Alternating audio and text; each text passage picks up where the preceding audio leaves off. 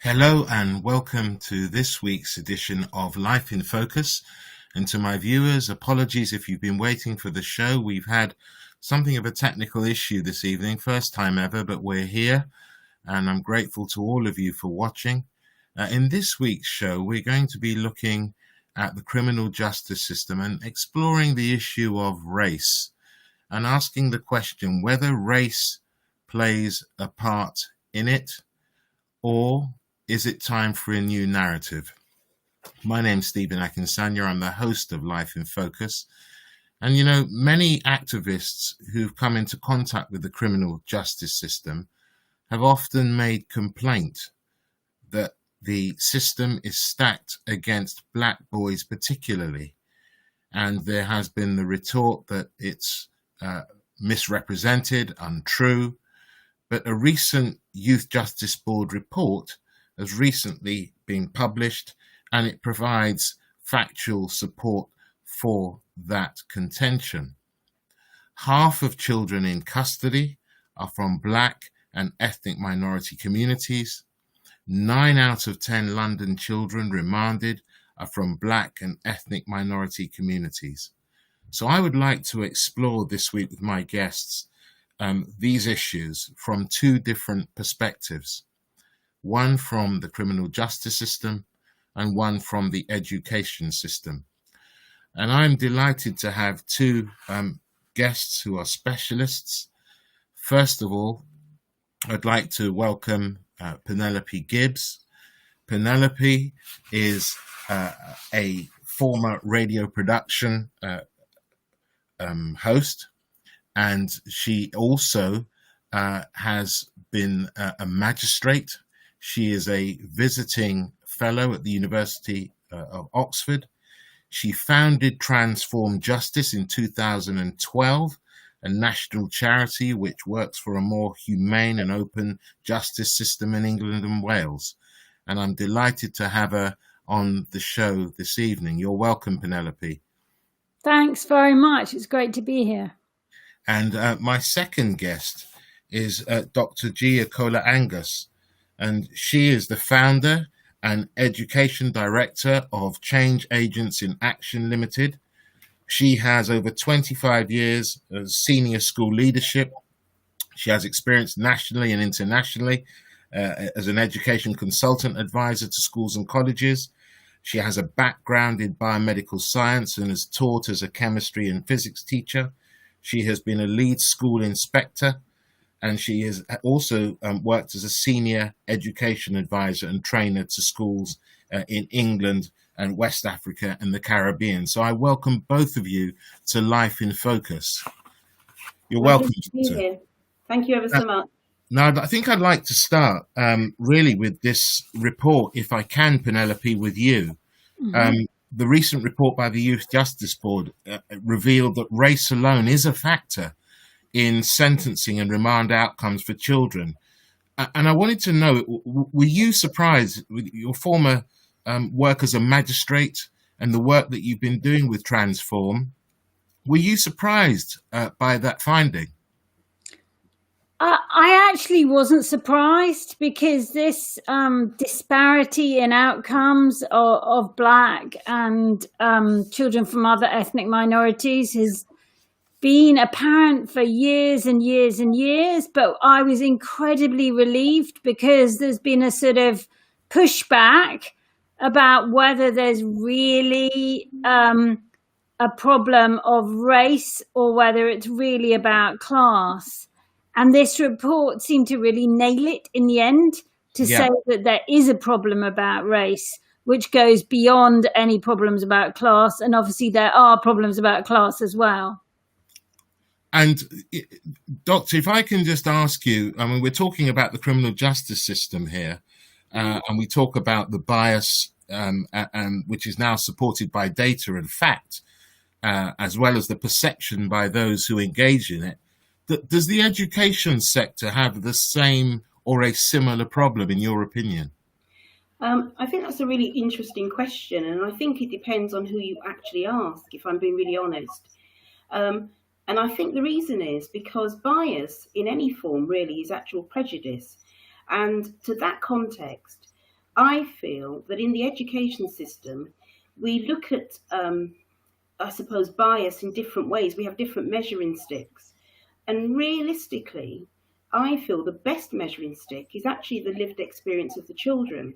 And if you, for example, as a researcher, were going to do a phenomenology study, how better than to actually talk to the children about their lived experiences day in, day out.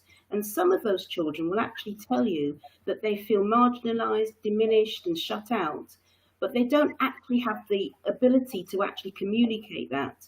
And so consequently, I would say that the forms of bias in education, and I'm talking more globally, not specifically with schools, but I'm talking in terms of the education system, it's a far more covert, subtle, underhanded approach that actually children experience, cannot necessarily articulate it, but actually feel that in their everyday lives. Thank you. And Penelope, following on from that, obviously you sat as a magistrate. You've just heard what Doctor has said here. Thinking back to your time as sitting as a magistrate, what were your experiences in terms of making decisions as it affected Black children or those from ethnic minorities? I sat in London at Highbury Corner, where a huge number of the defendants are from Black and other minority ethnic communities. And I think I sat for 3 years as a magistrate, and then I began working in criminal justice charities. And my huge regret looking back is about poor training and ignorance, whether it's about the basics of what prison is like, to issues about the ethnic communities of London. So I think there's a big problem about the extent to which, for instance, magistrates reflect their community. I was very middle class, I'm white, as you can see, but what about having more magistrates from ethnic communities, but also particularly less privileged communities as well? So I think that it's critical that we've got more magistrates who are reflecting their communities and that they're better trained overall. I know the jury's out on whether unconscious bias training works, but I think broad training in decision making and why people commit crime or why children commit crime is critical. And in fact, I think you touched on it earlier, that the lazy answer, I guess, is that if they're accused and convicted of more serious crimes, then the facts speak for themselves. It's about class, not race, which affects the outcomes. But you would say it's a bit more complex than that. I think it is, and also I just think this is critical because this has been the pushback against people, Black Lives Matters or David Lammy or whatever, who would say there is genuine evidence of bias in the system. And inevitably there is also a class issue. Most of those who get stop and searched, who are policed, who get detained in custody, accused of crimes, are from lower socioeconomic groups. But this particular report says, you can take all that out and still, particularly Black children of all ethnic groups are disproportionately likely to be punished in the criminal justice system. And the disturbing thing about the report is the disparities at every single level. So one thing I've looked at in detail is remand, which is where children are detained in prison as they've pleaded not guilty and they await their trial. But actually, it starts really early. We know about stop and search. We know about arrest. But actually, there's a kind of way of dealing with crime which is outside court, whereby somebody can be stopped and say they've done something relatively minor. The police can offer that person the opportunity to have what's called a caution. And even at that level, children from ethnic minorities, according to this study, are less likely to be offered that opportunity to not go to court, as it were. So it's at every single level of the system, remand, sentencing, and so on, and genuine differences when you take everything else out of the equation. Right. And I guess, we're looking at it from the criminal justice aspect, but Doctor, as a lead inspector, what were the sort of most common issues you encountered in schools that you had to advise on and inspect? I mean, were these sorts of issues prevalent from the education sector? I mean, I think it's quite interesting hearing Penelope talk very much about the end of the journey. And, the work that I do as an educationalist is the work that goes before this criminal justice the system. And it's quite interesting, in terms of answer to your question, the schools that I've been privileged to be in and the ones that I work in, they are doing a sterling job. I can't fault the schools that I am privileged to support and the schools that I inspect. But on a more global perspective, I think it's the education system that we have to look at the macro level. And if we think about schooling in its sort of biggest entirety, there's all forms of schools. There's free schools, virtual schools, homeschooling, independent schools, hospital schools, prison schools, units. There's all sorts of things. And fundamentally, the core issue I feel in the education system is that all of the children do not start on the same level playing field.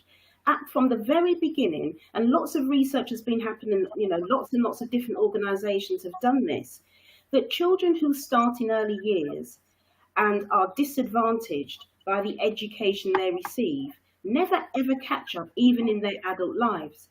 And that's problematic because it gets to a certain age, and it's usually around between 11 and 13, that children actually know that they are experiencing something which is actually injustice, inequality, and disadvantage. What they cannot do is communicate that appropriately and responsibly. What they do is they are angry, they feel very shut out, they feel as if they don't have a voice. And so often that anger and that frustration manifests into what I call manifest into madness. And then people like yourself, Stephen, they arrive at your doors. And so I feel from the very beginning, we have to think very carefully around what education equality actually means. And if you just look at any statistics in education, the difficulty is we look very much at education attainment, so attainment outcomes, and we have a standard national norm and we have benchmarking. So we say if you have got a certain amount of GCSE exams or vocational qualifications or A levels, you are of a certain standard and you get the green light to go on. However, there are certain other experiences that children in their lives encounter in school, which actually affects them long term.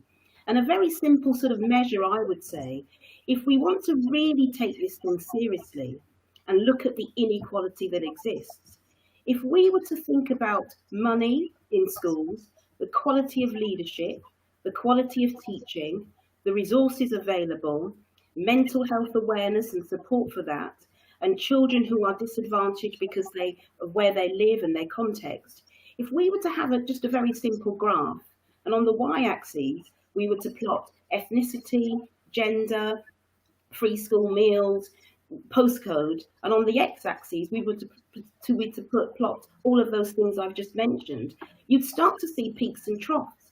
And if somebody was actually going to have a courageous conversation in education, they would actually say, children from the very beginning, even before preschool, so even before 5, start off as a disadvantage. And by our moral compass, that is the starting point of where it goes wrong. Thank you. Now, obviously, I'm thinking about the events that have happened recently, and Penelope used a really interesting word there when you talked about pushback, and that applies across the board. So, for example, this week alone, we've had Marcus Rashford and other black footballers talking about how they've been abused on social media. And it's still happening. I remember the days of John Barnes having a banana thrown on the pitch when he played for Liverpool.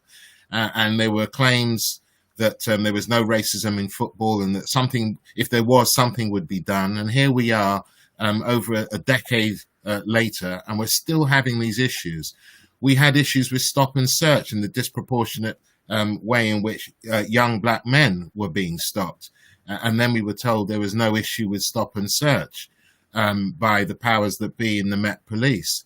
We're now talking about the criminal justice system. And I think the report highlighted that mixed ethnicity and black children were still more likely to be remanded in custody, and if not remanded, more likely to be subject to restrictions on bail. Black children were less likely to get a first-tier, least punitive court sentence and more likely to get sentenced to imprisonment. Black, Asian, and mixed ethnicity children were less likely to be diverted from prosecution through the use of out-of-court disposals. Now, just so I'm clear from what I've read, Penelope, these were the findings of the Youth Justice Board. Am I correct? Yeah, I mean, it's a unique study. We need more of them to look at adults too, because I've never quite seen the like. So they took thousands and thousands of cases and crunched the numbers so that we can really get very kind of reliable but quite disturbing results from them. Because I think one of the problems with this debate is it's kind of, it's frequently too anecdotal. It's based on something somebody heard or read in the newspaper. Yeah. And those are useful, but at the end of the day, in order to kind of be armed with the right information to say, yes, really, there is probably bias here, we need the hard data, which we get from this report. Right. Now, one thing that jumped out at me, which I was really concerned about, was how practitioners treat children of different ethnic communities. And I wanted, if you can, to just describe or to the viewers what the significance is of the practitioner assessments. I mean, it's absolutely critical. And so what happens is when a child is arrested by the police and charged with a crime, they will have an assessment by a youth justice worker. And that worker will sit down with them and talk to them about the whole of their life. And what they're trying to do is assess what the risk of the child is, both in terms of whether they might offend and also whether their welfare is at risk as well. And these assessments then go in front of the court, the judges, they're seen by the prosecutors, the defense, and they make a critical difference to the decision made about imprisonment or sentence or whatever. And they influence the way the youth justice worker thinks about what they're going to recommend about that child.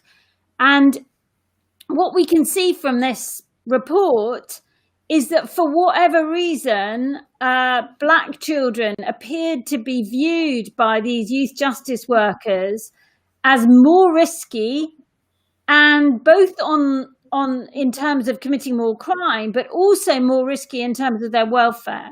And one of the problems with the criminal justice system and children is if you signal that somebody is unsafe, ironically, they're more likely to be remanded or imprisoned on sentence, as kind of the judge is thinking, oh, that'll make them safer. Yes. So something very interesting is happening in terms of these assessments. And can I just say why I think this is so important is there's a parallel system for adults where adults get assessments from probation officers. Yes. And maybe the same thing's happening. We haven't got that hard data that we've got with this report for adults and probation assessments, but who knows? And they are incredibly influential on the decisions made. And so obviously the issue of unconscious bias is very important and paramount, because where that's being displayed, it has a real effect on what happens to a young person. Totally. And you know, what is kind of probably the case is at every point in the system that operates at some level.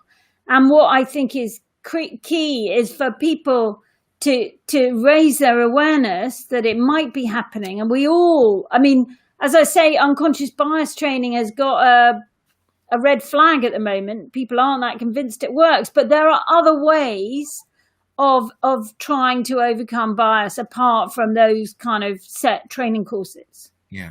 Now, Doctor, I know that I'm going to ask you about change agents in a moment, but one aspect of it, which I found really, really interesting, was the conscious curriculum, something I'm not aware of, but just hearing what Penelope said about the red flag surrounding unconscious bias, I'm wondering, I want to ask the question, what is the conscious curriculum, and is conscious training necessary for adult educators? I think it's really interesting, and I come from it from a very different perspective, I suppose, in some ways. And I suppose what I really want to inject into the conversation is a solution focused. And one of the things I think in my own sort of experience of being in education for a number of years is this idea of what I call weighing the pig. We have a report. Everything that Penelope has said, with all due respect, is nothing new. We've said this for years and years and years, and nobody stems the flow. We've got to get to a stage where there is intelligent accountability. We've got to get to a stage where people are held to account for things that they are not doing. If children arrive at your door, Stephen, or your door, Penelope, we, as a national organisation, so a country, we failed our children. And failure starts very early on. Failure starts, just like I said, children can articulate and in their own minds where they are disadvantaged, and it starts from education. So if I talk very much about the conscious curriculum, we at Change Agents have devised it. It's a really unique and powerful curriculum, and it doesn't interfere with the actual curriculum that exists. So, you know, children are not affected by the, SATs exams or GCSEs. The national curriculum carries on. We have this parallel curriculum. And if I'm going to talk about my example and my experience, first of all, just to put it in context, when I was younger, I went to a boarding school run by nuns. They were all white, and there was myself and my sister who were the only black children. And what was really important for me, and God rest my parents, before I entered into that school, my parents told me I was going to experience racism. They told me, they said, you're going to experience racism. This is what it's going to look like. This is what it's going to feel like. This is what it's going to sound like. It's not in your gift to change any of that. You can't change people's views about you because of the color of your skin. You can't change people's views because you have an African name. But what you can do is be fully present, be fully appropriately prepared to deal with that adversity and challenge. And so in that regard, I was blessed that my parents taught me. So nothing phases me. If somebody comes to me, and I have that in all walks of life, and when I've done my number of degrees to my PhD, somebody's told me I cannot get to the next stage. But because I've had that gift that my parents have taught me, I'm empowered to believe that any obstacle I can get over. And the conscious curriculum does that. It says to black children and any other children who are marginalised and diminished, it says, it's not in your gift to change somebody's view about you when they see the colour of your skin or see your postcode or see the colour, what you look like. But it is in your gift to change the narrative and do all that you can do to actually overcome adversity appropriately, responsively, and responsibly, using words, using language, being highly educated so that you can start to bat against that idea and that pushback and say, no, I'm not going to expect that from you. I'm going to do something different. And that's what the conscious curriculum does. The conscious curriculum, the training program for adults that we run in schools, is actually looking at teachers and adult educators who themselves are diminished They themselves feel that they've got no sense of hope. They've tried to get a job as a head teacher. They've tried, but because of this idea about bias and prejudice, they feel that there's no way to go. And so the training program that we provide does two things. It allows them to actually train teachers, and it allows them to actually deliver the conscious curriculum, but it also gives them this idea about cultivating learning. It's saying, you might be in your circumstances right now, but we can empower you to be the very best example of yourself. So I suppose in summary, the conscious curriculum is a self-empowerment curriculum that uses Black history content and empowers children to be the very best examples. And it says to them, when you see adversity, this is what it looks like. Just in my experience, when you see people telling you that you cannot do, it gives you tools so that children have the habits, and that is really important. They have the habits to overcome adversity. And I really advocate for that from the get-go. And we provide it from early years all the way through to 18. And that is something that the children can start to see possibility through obstacles. And I really think that we've got to start changing this narrative and stop this idea of weighing the pig, weaning the pig. We absolutely know that when you go, you only have to go anywhere and read any form of statistic, any shape or form, and it will tell you that a certain group in our country are disadvantaged. We've weighed the pig. Let's start taking action. It starts from school. It starts from early years. It starts with a conscious curriculum that tells children you're going to face challenges. Do all that you can in your gift to have those habits to actually be able to deal with that appropriately. Thank you very much for that. And I guess, is that any different from the sort of narrative I got as a boy where I was told that I would have to work twice as hard?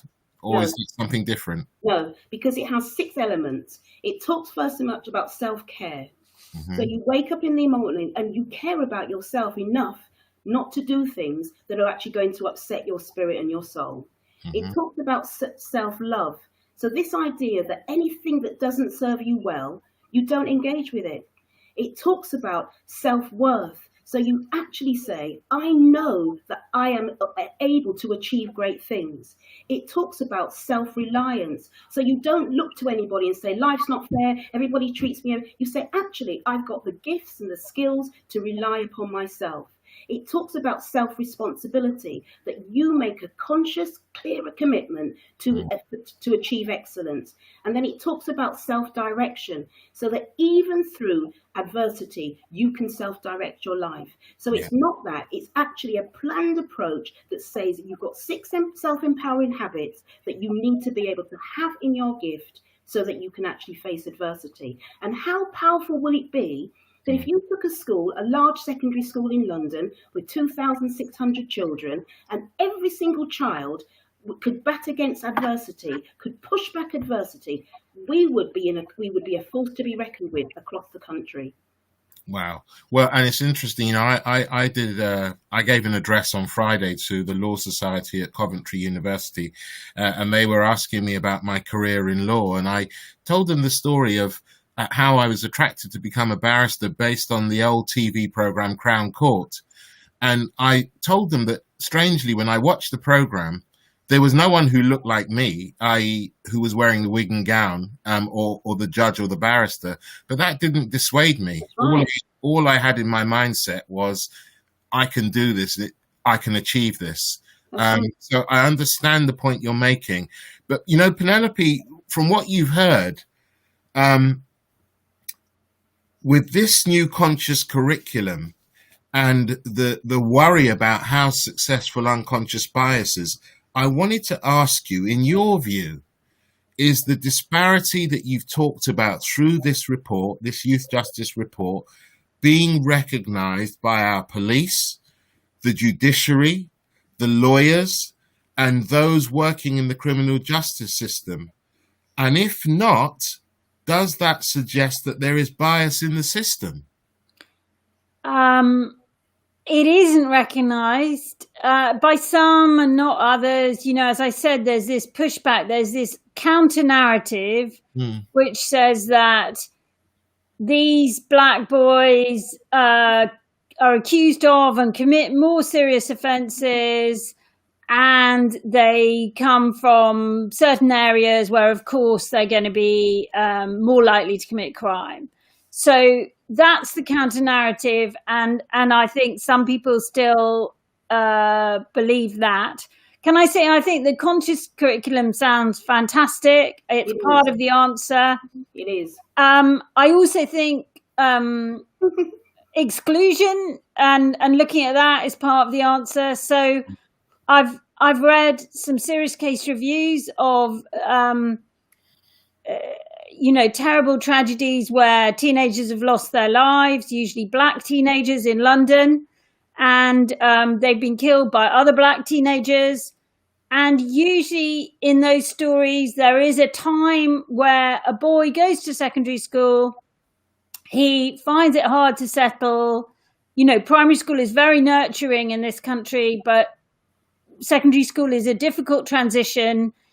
And then the child is faced with exclusion, either temporary or permanent. So I think...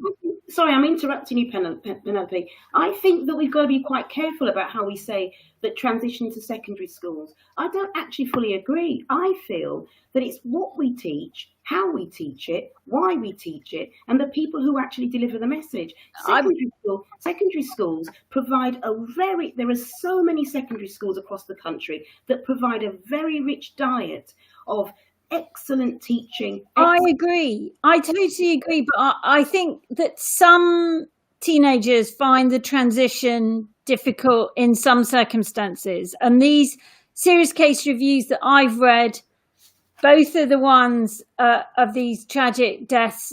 The boys did have, for various reasons, a difficult transition. So I'm not criticising the schools. And No. The reason I think it's really important that we really start to change the narrative, because what we often do, and I go into some schools and I hear conversations in the education space, and I ask a question, like I will say to a teacher, tell me one of your priorities for this year.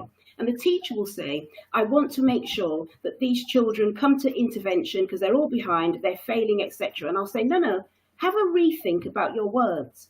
And the rethink of the words is, I as a teacher am going to do all I can to ensure the children achieve. And so when you said a moment ago, Penelope, some of these children find it really difficult. Actually, we've got to have a different dialogue. Okay. Is that the children experience disadvantage, which causes them to feel that way. And therefore, when we're talking about the children, we've got to talk about, when I come back to intelligent accountability, we've got to talk about the system that doesn't do well for them. We've got to say, rather than blame the children, and I'm not blaming the children, definitely not. I'm not saying you, but I'm saying the system. It says the children have done this. If you read a case review file, it will say the child comes from this disadvantaged family, the child had this criminal background, the child. What about the system before that? The get-go, whereby these children have been born into disadvantage. They have been born into people making judgments about them that are adverse. And so we've got to use a different language. And the language is, we as the adult educators have failed the children. They've arrived at your door in the criminal justice service system because we have failed them. When we start to think about intelligent accountability in that way, we'll start to change the narrative and do more than weighing the pig. We've got to change our language. It's really important.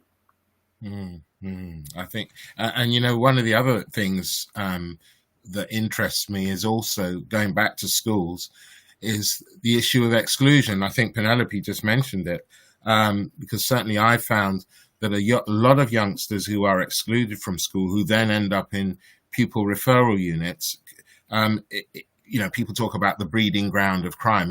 That's not true of all pupil referral units. There are some very good ones, but certainly they are more exposed to those who have chosen to involve themselves in criminal behavior.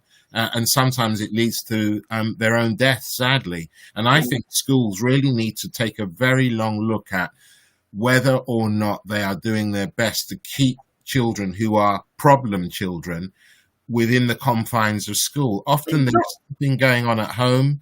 But it's not school system. It's not schools. I think we've got to be really careful about what we say, because we've got to talk about the education. We've got to look at the macro level. We've got to have look at this bird's eye view about the education system. If we say, if our starting point is the David Hopkins model, every school a great school, and we actually say that we're guided by our moral compass in terms of integrity and truth, and we stand on that from the very beginning, we would say that proportionality funding is available for every single school in this country, regardless of context.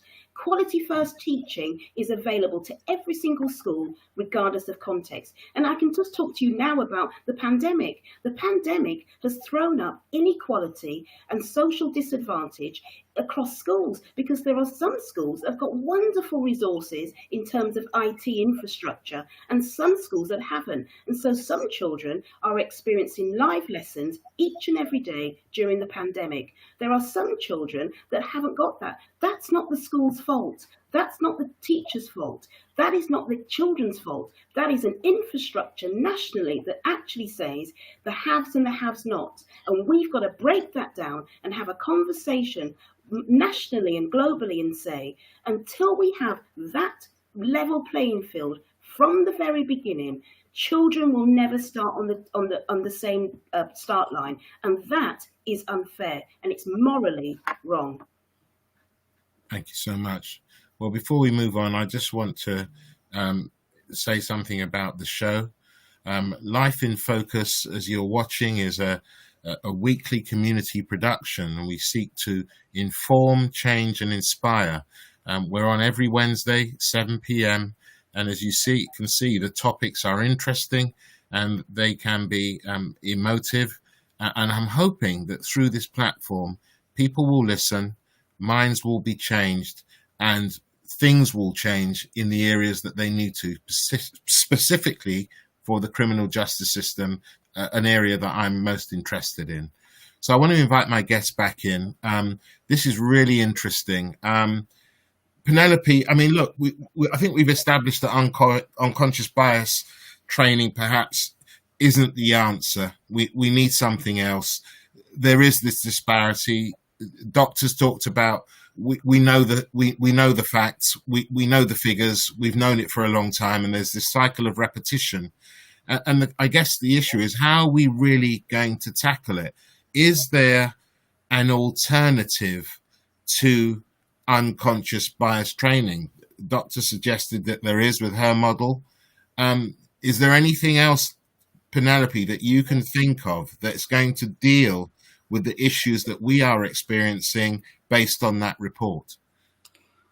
I mean, I think there's no one thing. It's a cliche to say it, but there's no magic bullet. But partly it's about leadership and focus. So I think if the leaders in all those agencies which are involved, like the police and the judiciary and so on, can at least raise awareness that there is a problem, but we can tackle it, then that's getting some way to tackling it. And then the other thing is actually to develop a culture of challenge, so that where people kind of maybe see something which isn't quite right, they challenge each other, and literally to keep looking at what is happening and the data and the stories, and surfacing at those so that everybody is aware and can talk about it. Right.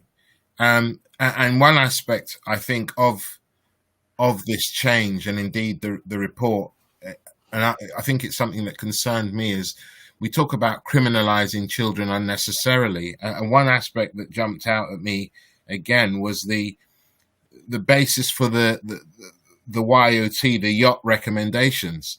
And I think we saw that with the recommendations, it decides whether the child should be diverted from prosecution or what sentence they should receive. So there's a lot of power there. And you can determine whether a young person starts their life with this criminal record, or there's another way of dealing with perhaps some minor criminal misdemeanor. Is that right? Absolutely. And I'm a campaigner and a reformer. I would say we need system change in criminal justice anyway. If we had a less punitive system and one that dealt with the kind of people's underlying issues. So children and people who commit crime always do so for a reason. There are underlying issues. If we could tackle those in a kind of holistic way and have a less punitive system, it would benefit everybody, including those from our ethnic minority communities. Right. And Doctor, I mean, I want to come on to ask you now about change agents in action.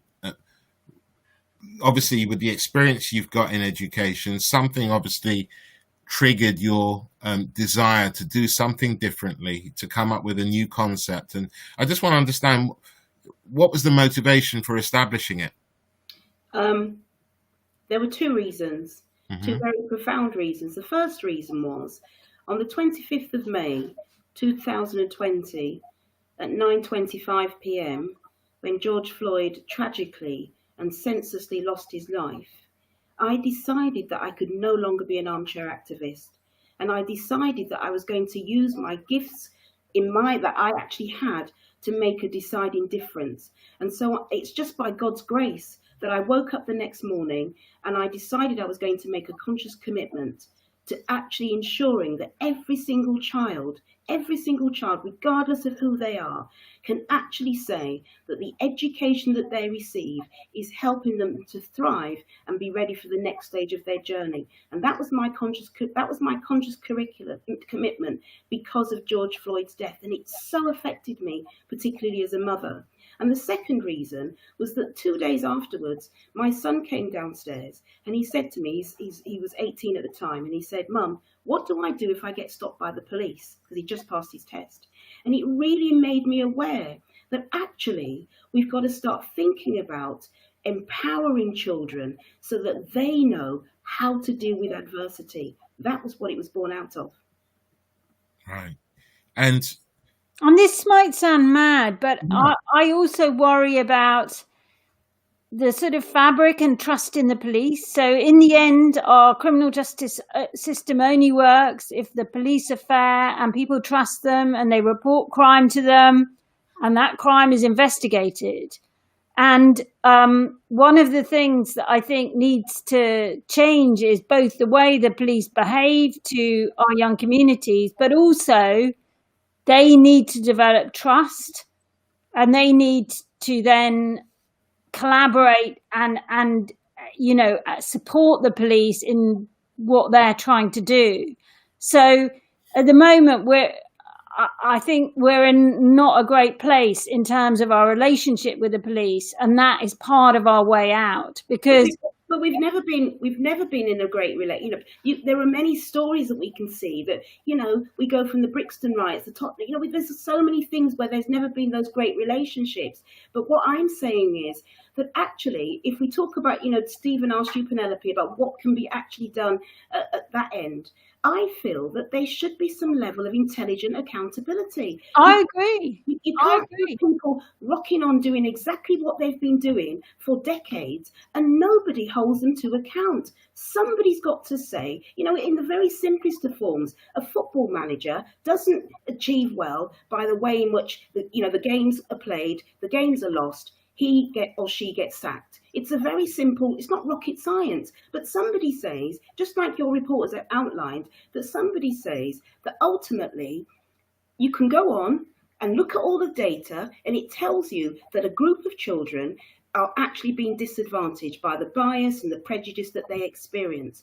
And we still say, well, let's try and see and do something else. We've got to hold forth and say, actually, intelligent accountability systemically weeds out people who actually shouldn't be in those positions. It's not rocket science. We've got to have that honest conversation. And meanwhile, in our domain in the education world, we'll prepare the children so they don't get to your doors. Well, yeah.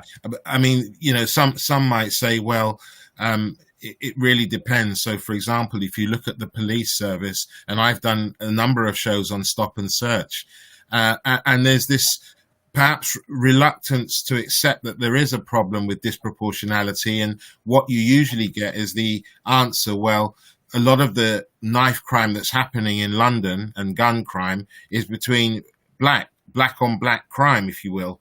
And so the police are justified in stopping pretty much whoever they want to stop, because you're protecting young black males from themselves. I think that, there may be a valid argument for that, but there has to be some recognition that there is unconscious bias and it sweeps across the board. And until we get to that position where people are ready to say, look, actually, there is this unconscious bias and we have to do something about it, we are going to continue having these debates. We are going to continue receiving the data that tells us or gives us the answers to things we already know. Can I ask you, but when we talk about bias and we talk about prejudice, why it's problematic is because there's overt bias and there's covert bias. Yes. And covert bias is very problematic because actually it can be in body language, dispositions, behaviors that you can't tangibly articulate, but actually somebody, and that's why I was talking about earlier about if you did a phenomenology study to look at children's lived experiences in PRUs and units and prison schools, they would tell you those experiences that you're highlighting, but they can't tangibly say what it actually looks like. They can just say what they experience. And so I feel that when we talk about weeding out unconscious bias, how do you weed out something that's in the ether? How do you weed out something where somebody can covertly and subtly actually say something, do something, and you as a black person or whatever nationality you are, experience that as a form of bias, but there's nothing tangibly to talk about? That's problematic in itself. And that's why I come back to saying to children, you've got to be prepared for that, because that actually exists. And I would say forever and a day, for centuries, we've had unconscious bias. The only reason why talking about it now is because the statistics don't lie, and they're so stark that somebody's saying, just like Penelope was saying, oh my goodness, this is really shocking, and consequently we're going to do something about it. But I would really question, and not to sound a pessimist, but I would really question whether we need to expend our energies with unconscious bias training when actually somebody can turn up, get a certificate and go home, but it's still riddled within their soul. I would say let's spend our energies on providing an education system that empowers children to be great, in that pursuit of excellence, to be the very best examples of themselves. I love it. And in fact, I remember something my dad used to tell me. It was quoted from Colin Powell, General Colin Powell, who used to say, don't let the color of your skin be your problem. That's somebody else's problem. Amen. And that's something that I was told as a boy, and it stuck with me. And perhaps that's the answer, Penelope. I mean, certainly when you sat as a magistrate, and I'm not asking you to, divulge any specific incident, but were there things that concerned you with your colleagues, perhaps, in decision making when a black face appeared before them when you were on the bench that caused you concern? I mean, to be honest, I can't remember any instances of bias or racism, but maybe I wasn't sufficiently attuned to what they might have been. Because as I say, our training was absolutely woeful, and the mix of people who were sitting on the bench was not very broad. So I know that it exists. So I heard a story only today of a lawyer who, and it was one of these hearings where there's more than one defendant and they were children, and they were involved in the same crime or accused of being involved in the same crime. And there was a black teenager and a white teenager. And the lawyer suggested that the white teenager had their remand hearing first, because the lawyer felt that the judge was more likely to be lenient to the white boy. And then because he'd been lenient to the white boy, he'd have to make the same decision for the black boy because they'd been involved or accused of the same crime. And so that really was a brilliant example of the real life things that happen today. Right. I'm not sure if I'd use brilliant. I'd say tragic. Well, tragic, obviously tragic, but in a way, I mean, I think, good for the lawyer to have kind of gamed the system that way, such that the outcome was better. But what I find, and I find this just having this conversation, this idea that we have to dice with children's lives, that some people can make decisions, some people are recipients of those decisions, some people have no say in anything, and that's why I say to children, do not get yourself into a system.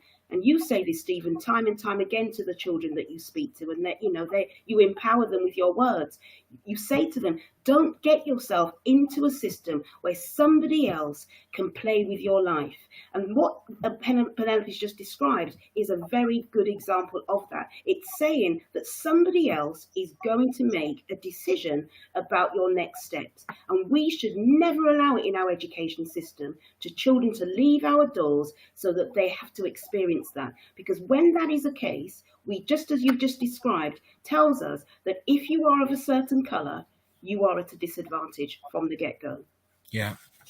And I mean, Penelope, your work that you are engaged in with Transform Justice continues. And I want to just ask you about, apart from the obvious unfairness, with the work that you continue to do, and it might be trite and perhaps obvious, but why else is it important to address this issue of bias and what we're seeing in the criminal justice system? I mean, what I would say is that, as I said, confidence in the justice system and the rule of law relies on fairness. Absolutely. And fairness is about, it's almost impossible to eliminate bias altogether, but fairness relies on a minimal amount of bias in the system. And therefore, that's why I think it's important. And can I say that it's not just bias in terms of race?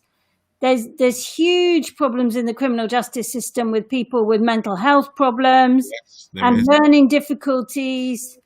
And so it goes across the piece. But in the end, the rule of law is part of our, a democratic system. And we need to make it as good as possible. Absolutely. Doctor, one thing I did want to ask you about change agents in action is this use of Black history content as a self-empowering tool in the school curriculum. You say that it can benefit young people. Now, there will be those, and you and I know, who say, why is it only for Black children? That's racist. You know the type. Yeah. So I need you to explain about Black history content as a self-empowering tool, and who is it for? Okay, so the conscious curriculum is a self-empowering curriculum. It runs alongside every other curriculum in a school or a college. That's the first important thing to say. The second thing to say is that it has the 6 elements that I described before: self-care, self-worth, self-love, self-direction, self-responsibility, and self-reliance. Those are the actual key elements of the empowering curriculum. And it uses Black history content. It is not a Black curriculum. It's not saying we're going to look at all elements. It's not about history. It's using Black history content to drive forward the self-empowering habit. Let me give you an example. We take Nelson Mandela. Nelson Mandela, so most people will know Nelson Mandela. Nelson Mandela was incarcerated for 27 years. For 27 years, he spent his life in a concrete prison cell. Three prisons: Robben Island, he went to Worcester Prison and Poolsmoor Prison. 18 out of the 27 years, he was in Robben Island. 8 by 7, a cell that was 8 foot by 7 foot, concrete on the floor for 18 years. How did he overcome adversity?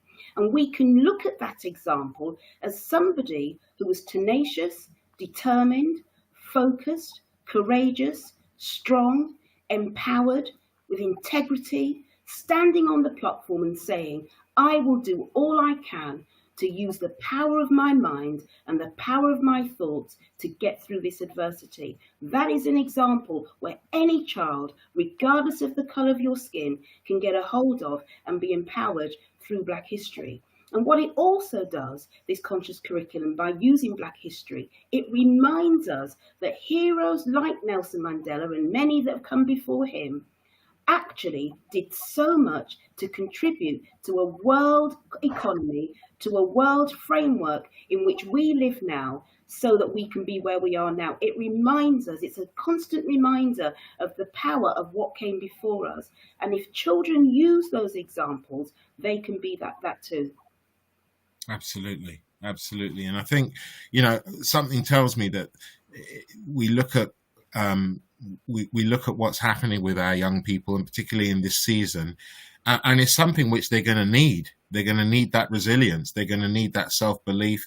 They're going to need that confidence, particularly in the season that we're in. And I have to say, Stephen, I've been in so many schools, and I've witnessed it myself. I've witnessed it. I've been in school, a school in East London recently, where a phenomenal head teacher who has had many issues around children having difficulties, but has transformed the school in such a way that the children, regardless of the colour of skin, they say, I believe, I can, I will achieve. And that is that tenacious spirit that's actually empowering in their curriculum. And I think what's really important, and I think we have to really consider this, that when we teach our children that there is possibility through pain, courage through crisis, healing through hurt, and sunshine through struggle, if we keep reminding them, they can start to think about how they can direct their lives, rather than feeling disillusioned and dismayed, doing crazy things that allow them to arrive at your doors.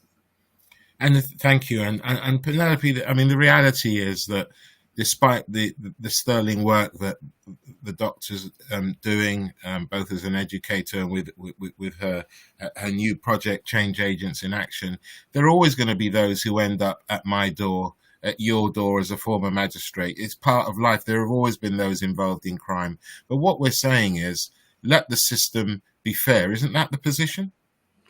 Fair and humane, and as little punitive as possible.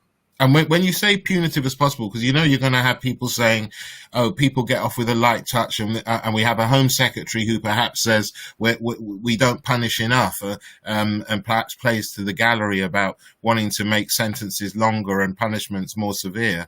But we're talking here about children, are we not? We're not talking about adults. Well, children or adults, what we need to do is get people to rehabilitate. Mm-hmm.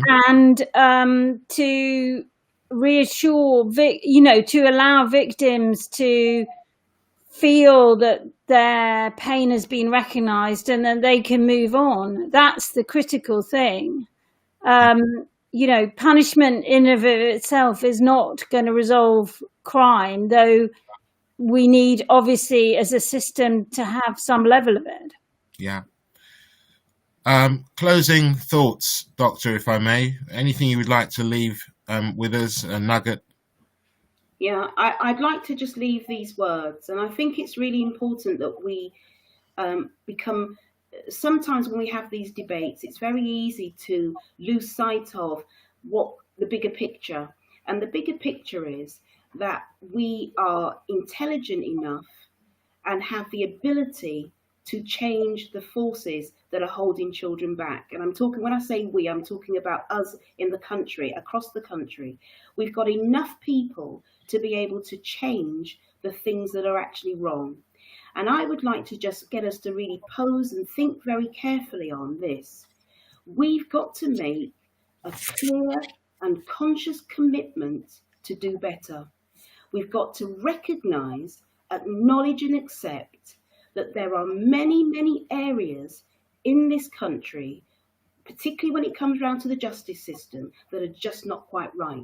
And if we hold on to the fact that intelligent accountability must be something that systemically weeds out the problems that emerge, we should be in a position to actually say that we will do all we can in education to ensure that children stay out of the justice system. Because if they don't, intelligent accountability holds people to account and tells them that they haven't done well by the children that they serve. And we must stand on our moral compass of integrity, courage, and truth. Thank you. Penelope, anything you want to add? I just want to agree with that. Wonderful. I want to thank both of you for being my guests on Life in Focus. Thank you. You know, it's been a really interesting discussion and debate. And the Shadow Justice Minister, David Lammy, said of the report, explain it, or if you can't, reform. And we all know about unconscious bias and how we define it. And surely, if we're able to confront this reality, we can truly make the criminal justice system and indeed our education system fair. And for all of those who encounter it in whatever guise, we all have to play a part in it, in the administration of justice and as educators. And, you know, if unconscious bias isn't the way forward, if it's not working and we can't root it out completely, well, perhaps the narrative will change through conscious training. Maybe, but only time will tell. I'm Stephen Akinsanya. I'm a barrister from Great James Street. You've been watching Life in Focus, and I'll see you.